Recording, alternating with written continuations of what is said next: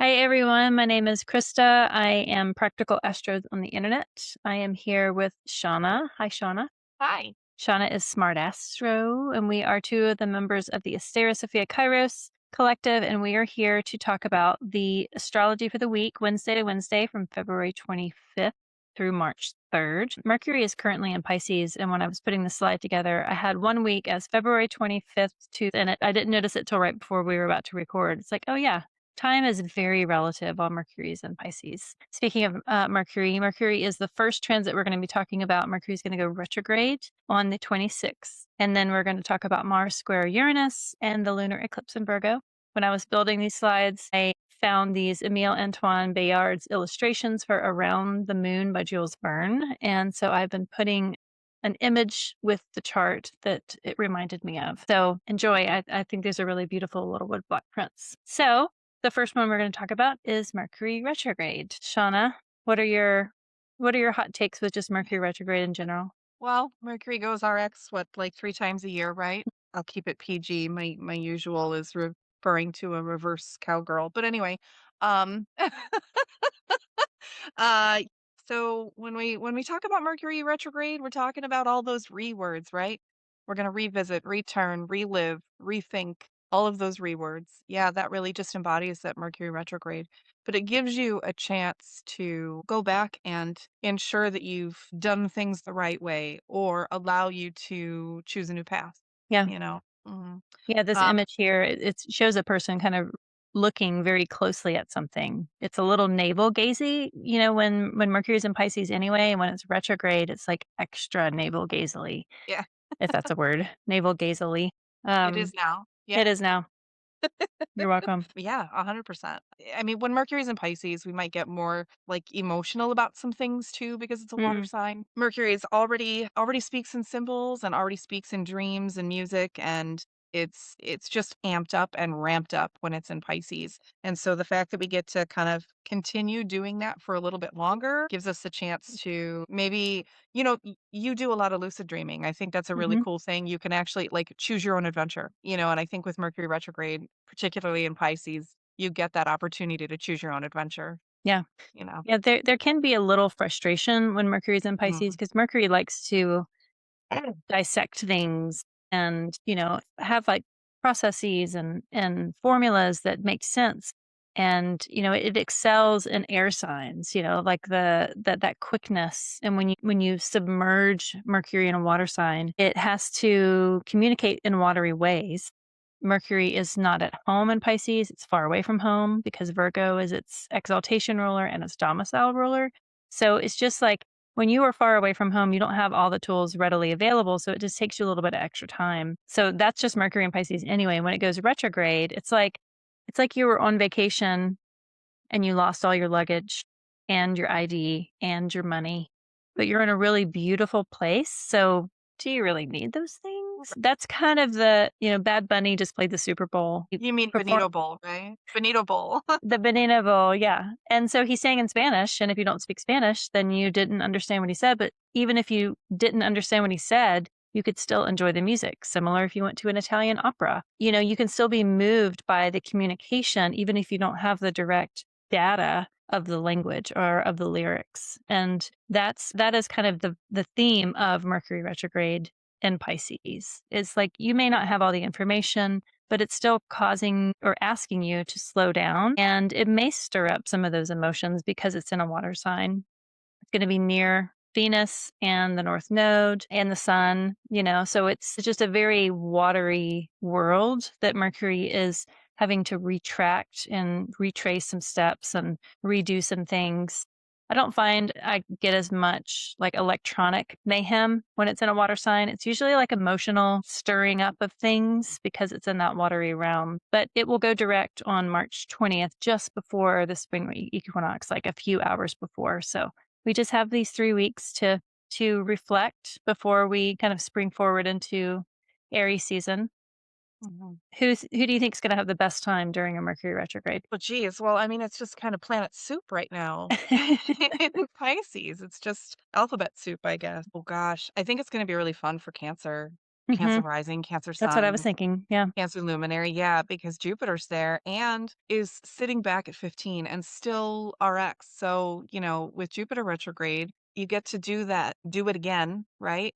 But Mhm. you get it in that nice, cozy, watery pit of Cancer, and, Jupiter's exalted there. So Yeah. you're getting that pedestal. You're getting Jupiter on the pedestal, and that's the ruler for Pisces. So I think Yeah. just overseeing this planetary soup in Pisces it's going to be hopefully not a mosh pit, but a little more like a lazy Like Sunday a afternoon. mush pit. Yeah. How about a mush pit? Yeah.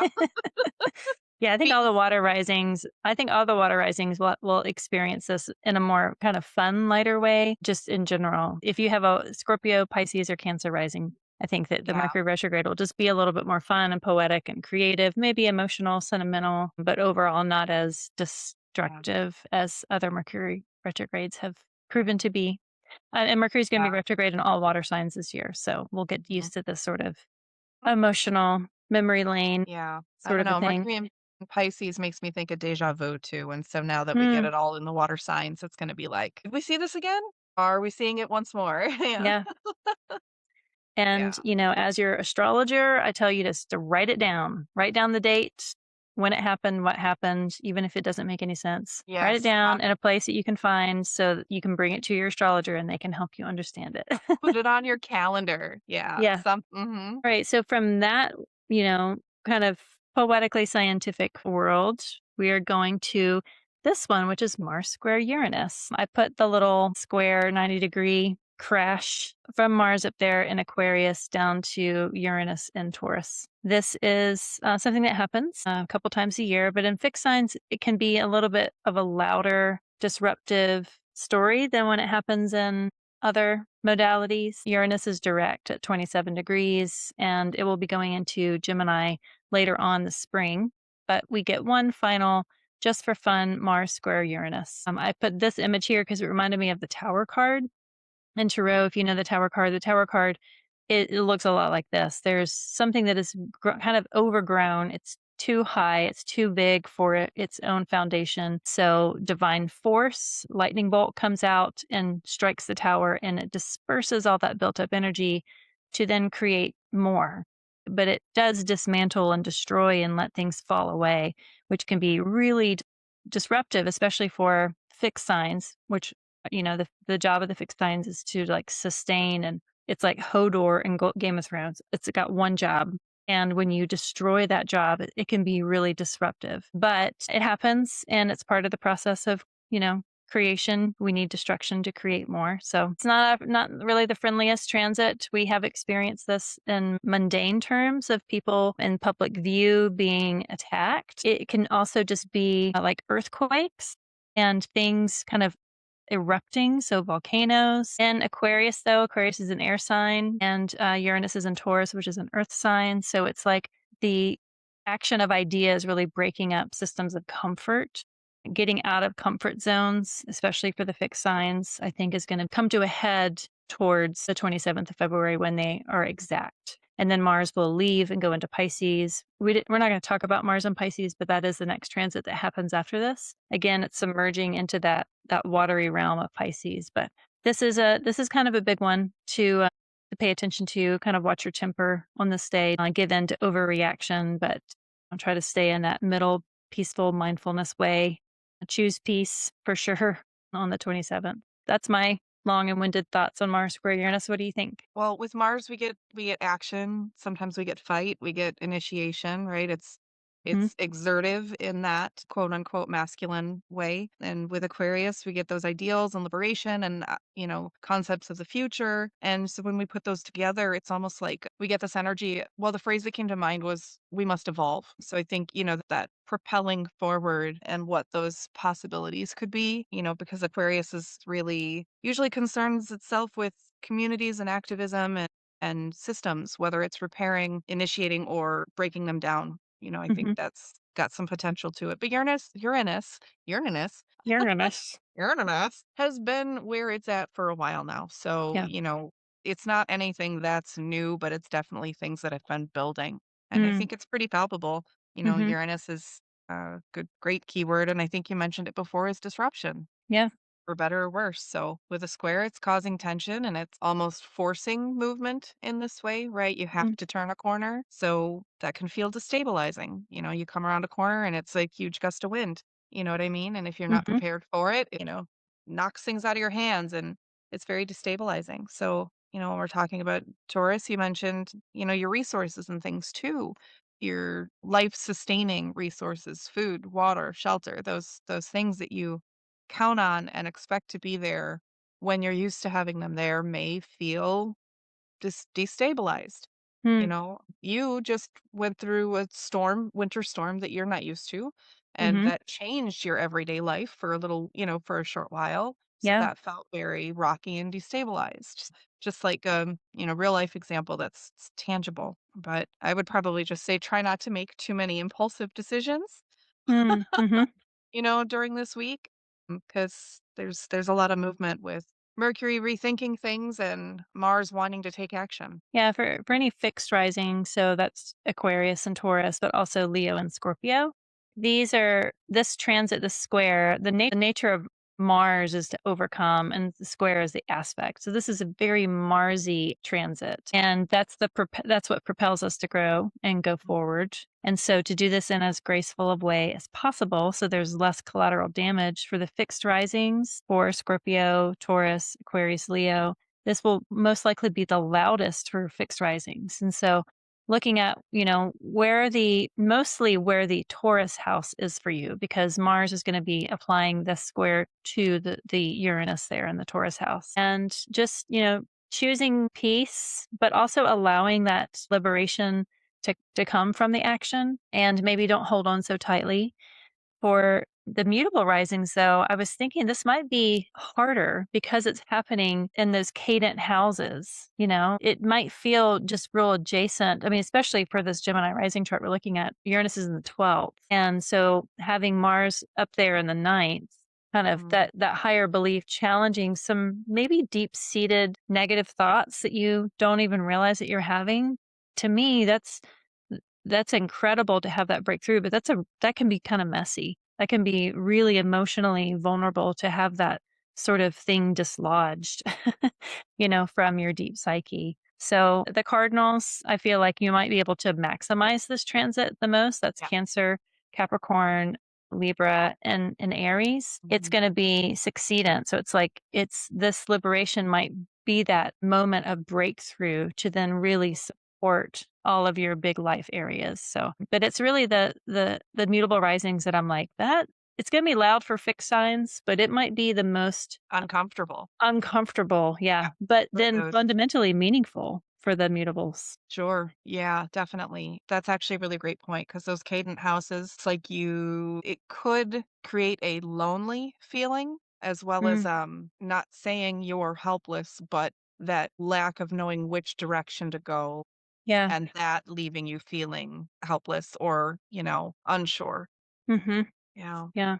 Okay. Well, we're going to have a Okay. couple of days after that to kind of like settle in. Like after the dust settles from that tower, we are then going to experience this lunar eclipse. We will have experienced the new moon in Aquarius, which is the first Aquarius eclipse in 9 years on the 17th of February. And then you hear people talk about the eclipse window, and that's like the window opens with one eclipse and closes with another. This is the other eclipse. So after this eclipse on the 3rd, the eclipse window will be shut and we won't have that eclipse window open again till August. We've had a series of this Virgo Pisces axis eclipse, but now that the nodes are moving closer to the beginning of the signs of Pisces, the nodes move against the zodiac. So they go from 29 degrees to 0 degrees. So the nodes are moving closer and closer to the early degrees of these signs, and then they're going to move into Leo and Aquarius. And it's the distance of the lunation, the full moon or the new moon, to that lunar node. These are these little sigils that look like a horseshoe. They're close enough to then start to be technically an eclipse when they're within 15 degrees. So that's why we had an eclipse in Aquarius in February and not in Pisces, even though the node is still in Pisces. So this one here, we've had a pair of eclipses in 2025. And this is going to continue on really until 2027. have another one of these next year. So we're really digging into this Virgo area with this eclipse energy. This is another image from this Jules Verne book that I thought was just very Virgoan and very eclipsy. I really, really, really love this one here. So with all that, what are your thoughts on this particular eclipse? I know we've done a couple of workshops. We have Yeah. definitely ground the powder of the eclipse, but specifically for this one, what are you thinking? I mean, eclipses, for those unfamiliar, culminations, revelations, what are we uncovering? What are we Mm, releasing?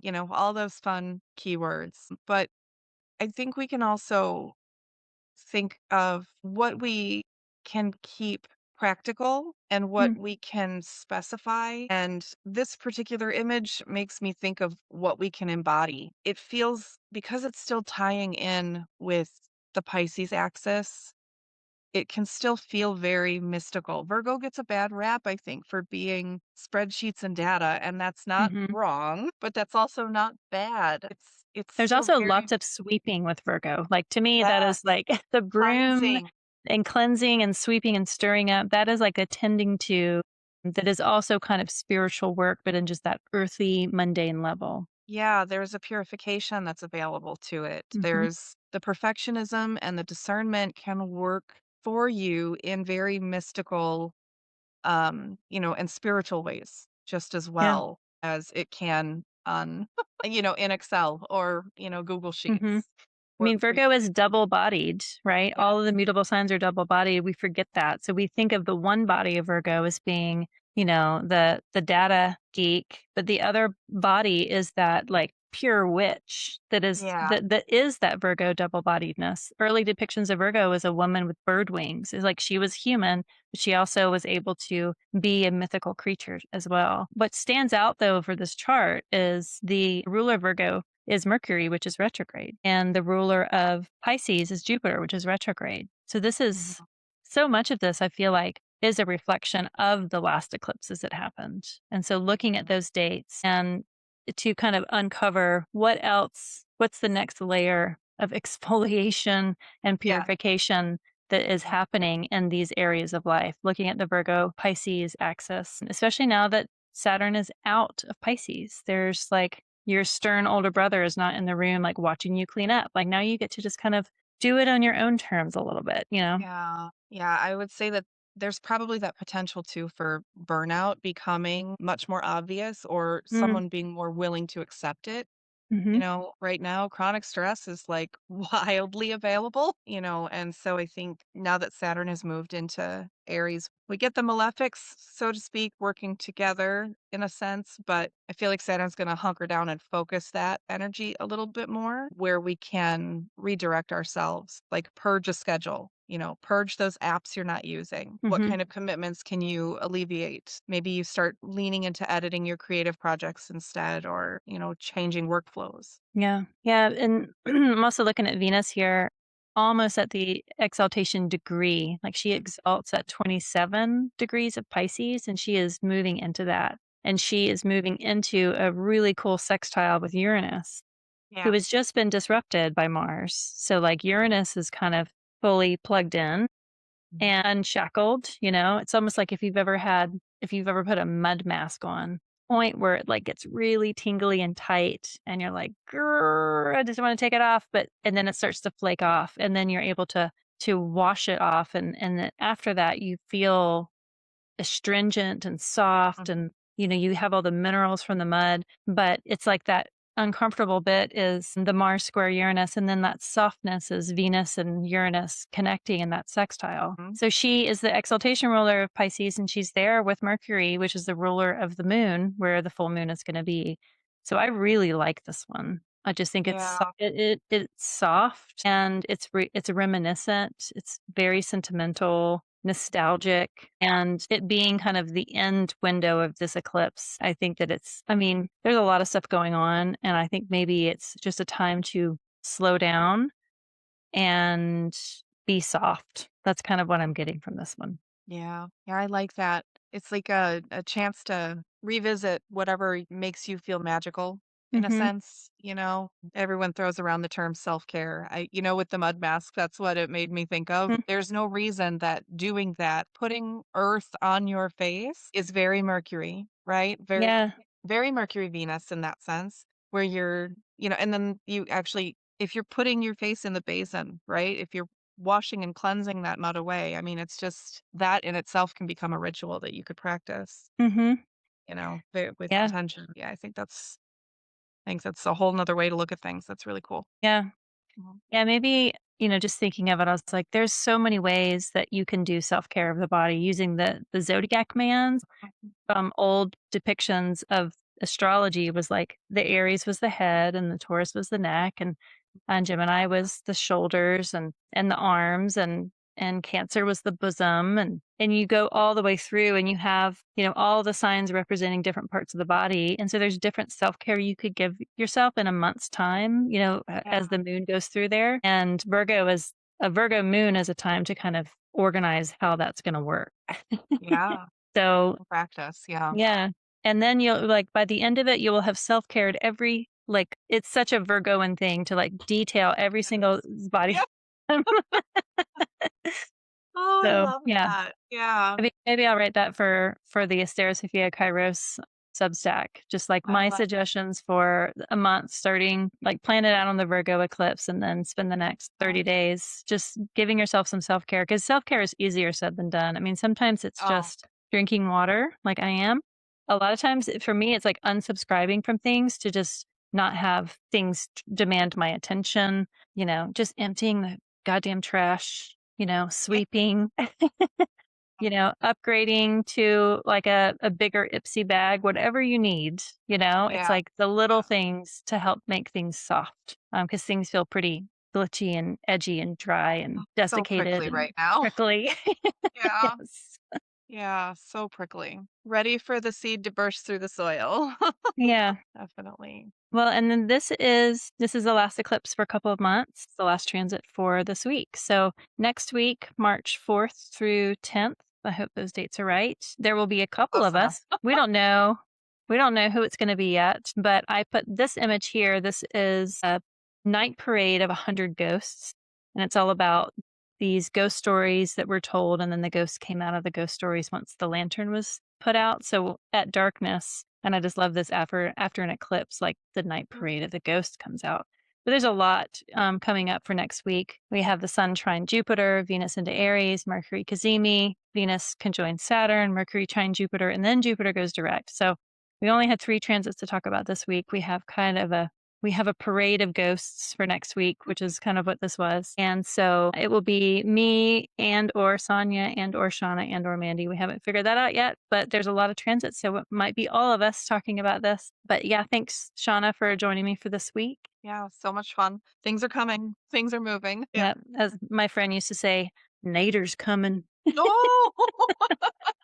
Like a tornado. It's It's a coming. Nader. Watch out for Nader. Oh, did you sidetrack, right? Because that's my brain. Did you see the snow NATO? No, there was a snow No, you're gonna have NATO. to look that up now. Okay. Everyone watching, you're gonna have to look that up. All There was a right. snow NATO. Yeah. Just mark that off my bingo card. Okay. Yeah, yeah, done. Boom. All right. Well, thanks everybody, and we hope you have a good week.